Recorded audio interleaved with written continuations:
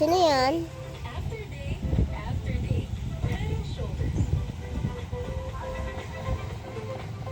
Yan guys, nanonood ang baby namin. Oh. Nanonood ang baby namin. Tatlo kami magkakapatid dito lang sa bahay. Wala kaming mama tsaka dada. Ako yung panganay na alagaan ko. Ayun yung TV ko. At siya. Tapos ito ang bunso namin. Siya yung pangalawa. Ako yung panganay. Yan siya oh. May cellphone na ako guys. Baby ko siya. Bangkit niya.